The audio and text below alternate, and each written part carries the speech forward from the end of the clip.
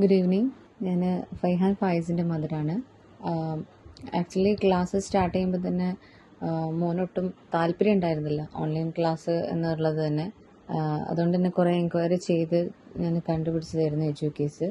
അതിൻ്റെ ട്രയൽ ക്ലാസ്സിൽ തന്നെ ജംഷീന മിസ്സായിരുന്നു അവന് ട്രയൽ ക്ലാസ് എടുത്തിട്ടുണ്ടായിരുന്നത്.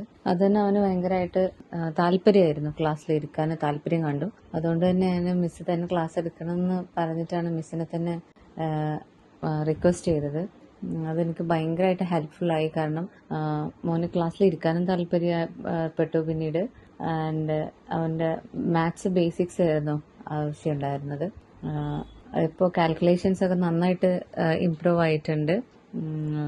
മാത്സ് ബേസിക്സും ഏകദേശം ക്ലിയർ ആയിട്ടുണ്ട്.